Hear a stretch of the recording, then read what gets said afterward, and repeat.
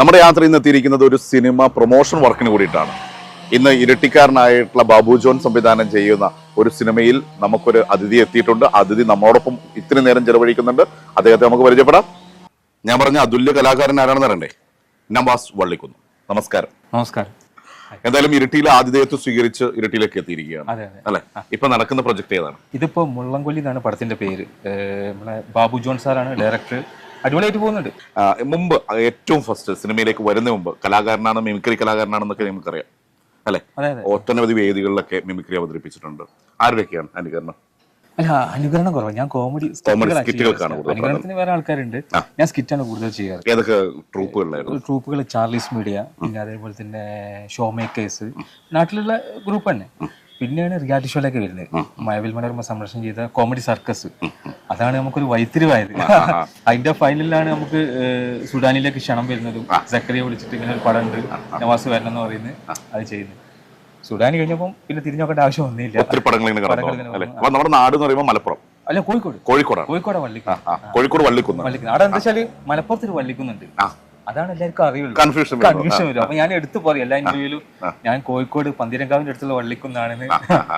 ഞാൻ മലപ്പുറത്താണ്. സുഡാനി ആണ് first project അല്ലേ? അതെങ്ങനെ ഉണ്ടായിരുന്നു?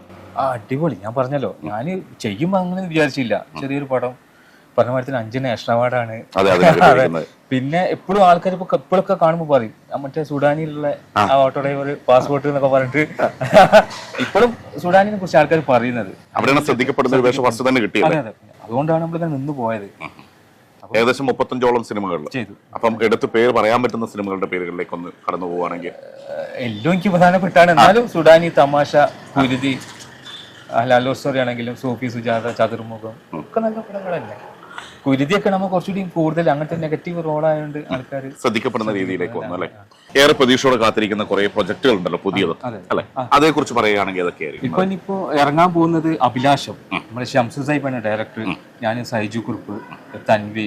അത് നല്ലൊരു പ്രതീക്ഷയുള്ള ഒരു പടം. എവിടെയായിരുന്നു ലൊക്കേഷൻ ഒക്കെ? അതിന് ലൊക്കേഷൻ നമ്മുടെ മുക്കം ഭാഗത്ത്. പിന്നെ അൻപോട് കൺമണി, ഞാനും അർജുന അശോകന്.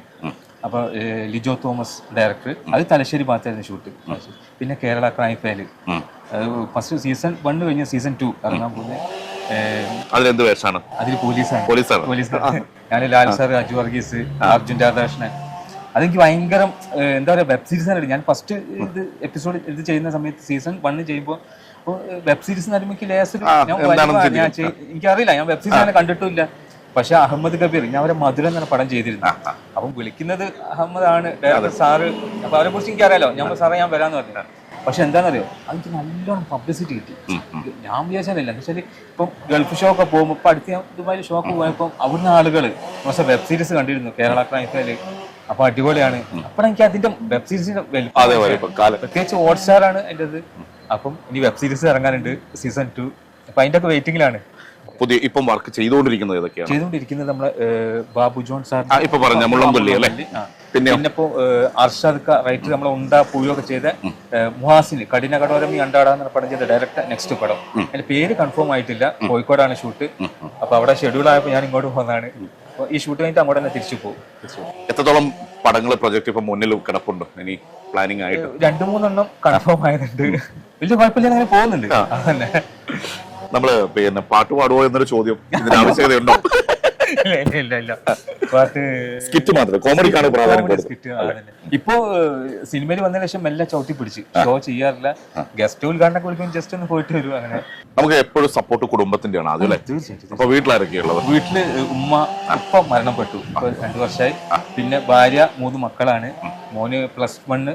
അത് ശരി. പിന്നെ മോള് നെസ്ലെ 8ാം ക്ലാസ് പഠിക്കുന്നു. പിന്നെ ആയിഷ 1ാം ക്ലാസ് പഠിക്കുന്നു. ഭാര്യ വീട്ടിൽ തന്നെ ഉണ്ട്. ഹാപ്പിയാണ്, അടിപൊളിയായിട്ട് ഇങ്ങനെ പോകുന്നുണ്ട്. നമുക്ക് പിന്നെ ഈ സിനിമയിലേക്ക് വരണം എന്നുള്ള ആഗ്രഹം കൊണ്ട് കുറെ കാലം നടന്നിട്ടുണ്ടായിരുന്നു. എങ്ങനെ സിനിമയിലേക്ക് ഫസ്റ്റ് വന്നപ്പോൾ ഉണ്ടായിരുന്ന അനുഭവത്തെ കുറിച്ച് പറയാം? കാരണം ഒത്തിരി പേര് ഇപ്പോൾ ആകാംക്ഷയോടെ കഥ ഈ വേദിയിലേക്ക് കയറാൻ വേണ്ടി. അപ്പൊ നിങ്ങളുടെ അനുഭവം പങ്കുവെക്കുമ്പോൾ അവർക്കൊരു പ്രചോദനം. സത്യമായിട്ടും. അപ്പൊ ഞാൻ പെയിന്റിംഗ് ആയിരുന്നു എനിക്ക് ജോലി, പെയിന്റർ ആയിരുന്നു. പക്ഷെ ഈ റിയാലിറ്റി ഷോ പറഞ്ഞല്ലോ, കോമഡി സർക്കസ്, എനിക്ക് ഭയങ്കര ഗുണം ചെയ്തു. പക്ഷെ അതിന്റെ ഫൈനൽ എത്തുന്ന നാളെ സിനിമയിൽ എടുക്കുന്ന പറഞ്ഞത്. പക്ഷെ അതിന്റെ ആവശ്യമൊന്നുമില്ല. ഫൈനലിൽ കളിക്കുമ്പോൾ തന്നെ സക്കറിയ സുഡാനിലേക്ക് വിളിച്ച്. അപ്പോ തീരെ ജീവിതത്തിൽ എന്താ സംഭവിച്ചെന്ന് എനിക്കറിയാം. സുഡാനി കഴിഞ്ഞിട്ട് പെട്ടെന്ന് ഒക്കെ എന്തോ പടച്ചോന്റെ എന്തോ ഒരു അനുഗ്രഹം കൊണ്ട് വലിയ കുഴപ്പമില്ല അങ്ങനെ പോകുന്നുണ്ട്. അത് മതി. എവിടെയൊക്കെ ഏതൊക്കെ ലൊക്കേഷനുകളിൽ നിങ്ങൾക്ക് വർക്ക് ചെയ്യാൻ പറഞ്ഞിട്ട് ഏതൊക്കെ സ്ഥലങ്ങളിൽ? കേരളത്തിൽ ഒട്ടുമിക്ക സ്ഥലങ്ങളിലേക്ക് നടന്നു. പുറത്ത് ഇപ്പൊ ഓസ്ട്രേലിയയിൽ ഒരു പടം നടന്നു. 45 ദിവസം ഓസ്ട്രേലിയയിലായിരുന്നു ഷൂട്ട്. മനോരാജ്യം എന്ന് പറഞ്ഞിട്ട് ഇപ്പൊ കളിക്കുന്നുണ്ട് തിയേറ്ററിൽ. മനോരാജ്യം അല്ലേ? ചെറിയൊരു ഞാൻ ഗോവിന്ദ് പത്മസൂര്യ, റഷീദ് പാർക്കിലാണ് ഡയറക്ടർ. അപ്പം വലിയ കുഴപ്പമില്ല അങ്ങനെ ഓടുന്നുണ്ട്.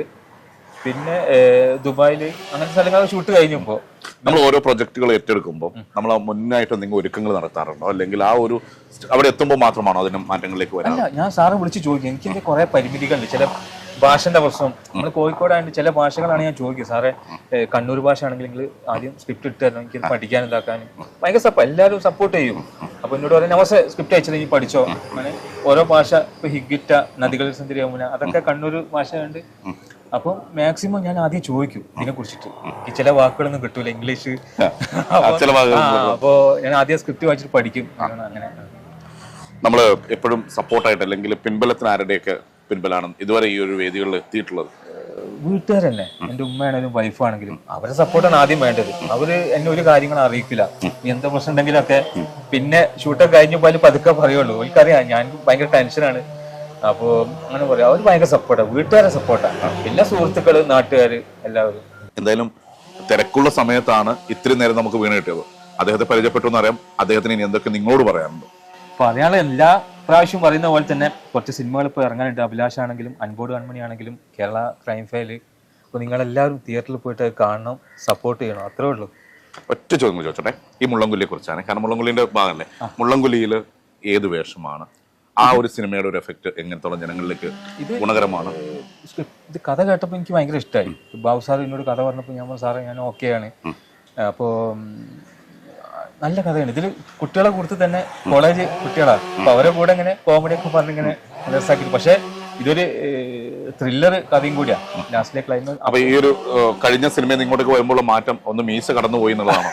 മീശ പോയി. അതില് കോളേജ് കുമാരനാകാൻ കോഴിക്കോടുള്ള ഷൂട്ടില് പോലീസാണ്. അപ്പൊ ഇവിടെ വന്നപ്പോ കോളേജ് ചെക്കനാകാൻ വേണ്ടിട്ട് ചെറുപ്പക്കാരനാക്കി. അപ്പൊ എല്ലാവിധ ഭാവങ്ങളും നേരുന്നു, എല്ലാ വിജയാശംസകളും നേരുന്നു. കാണാം. Thank you. തിരക്കിനിടയിലും ഇത്തിരി സമയം വീണ് കിട്ടിയപ്പോൾ അദ്ദേഹത്തോട് ചോദിക്കാൻ പറ്റുന്ന ചോദ്യങ്ങളൊക്കെ ചോദിച്ച് അദ്ദേഹത്തിന്റെ മറുപടികൾ നിങ്ങൾക്ക് നൽകിയിട്ടുണ്ട്. എന്തായാലും എല്ലാവർക്കും ഇഷ്ടപ്പെട്ട് കാണുമെന്ന് വിചാരിക്കുന്നു. മറ്റൊരു അതിഥിയുമായി അടുത്ത എപ്പിസോഡിൽ നമുക്ക് നേരിൽ കാണാം. അതുവരെ ബൈ.